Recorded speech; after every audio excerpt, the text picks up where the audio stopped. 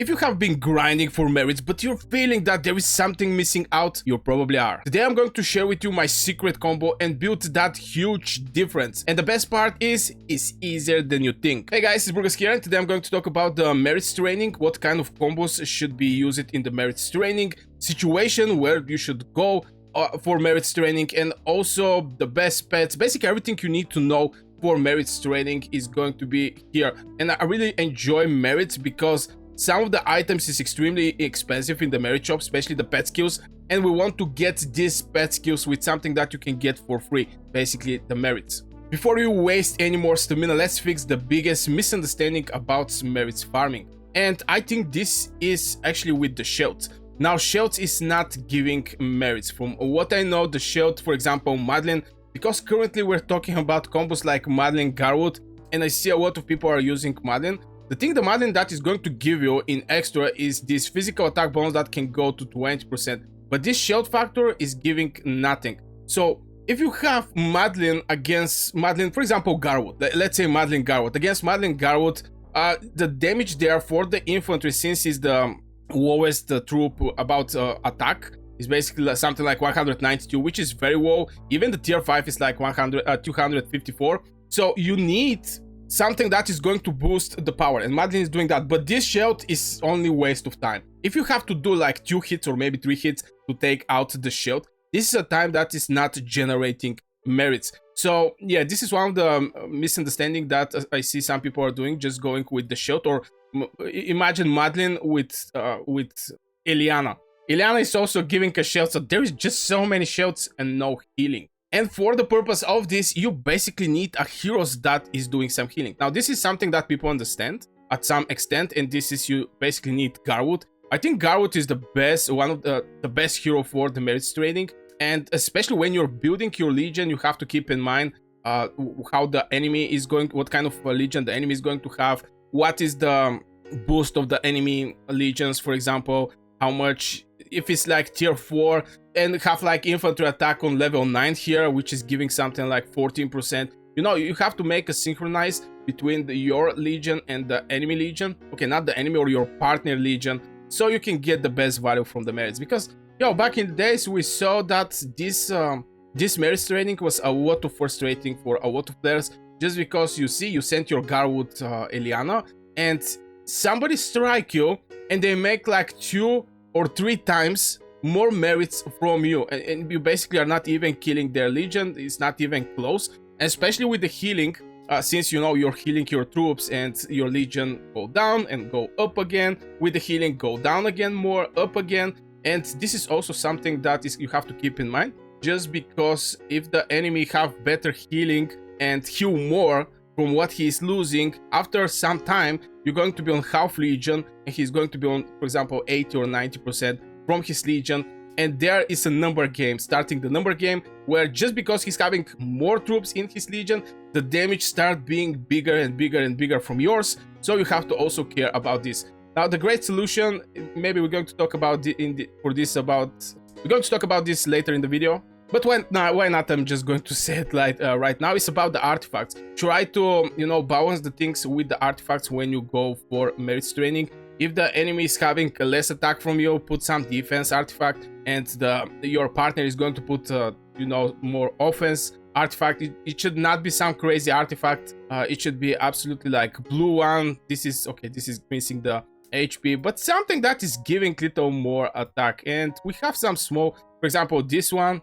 Legion attack is going to some small percentage, something like this. Just try to build the equality in the legions.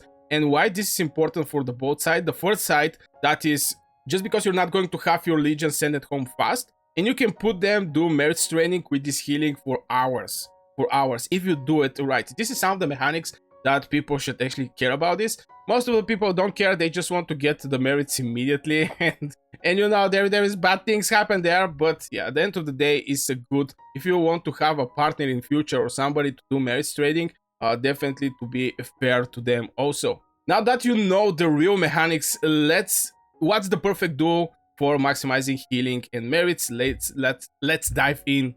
So yeah, this is going to be Eliana Garwood.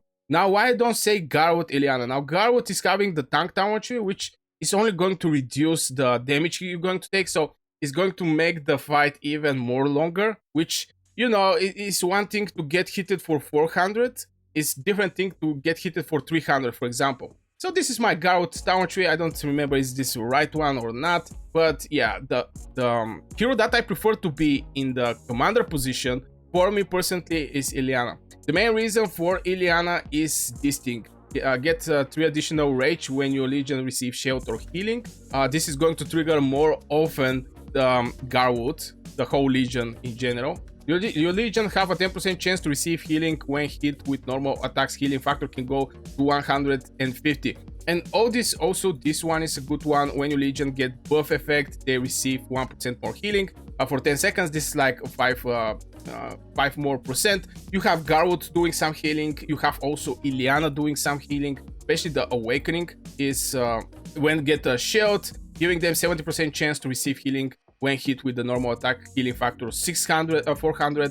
So all these things stack up, and the point of this merits training is just putting your legion there, and you know, for the next 2, 3, 4 hours, I'm not so sure about the 4 hours, but for the next couple hours, you know your legion is going to fight with your partner legion, and like this you're free basically to go whatever you like. This is the most efficient way, and this can be started from the season 1, basically when you start playing the game, till the late season. Now in the late season, obviously we are in this type of generation where most of the people, I mean majority of the people are playing for like 2 years. They have tons of troops, and even if I check my troops, I'm going to see that I have you know, 5.7 million troops. So in our generation, maybe you're not going to see that much Eliana Garwood or something like this, but something you're going to see is people just, you know, somebody is sending, for example, like couple legions, like 4 infantry or 5 infantry or cavalry legions, and help you to gather merits. And with your mages, you can basically destroy with AoE damage all these legions, and he's going to send them again, you're going to kill them, you're going to get merits, and you're going to do absolutely the same for your partner that is, you know, giving you opportunity to generate merits.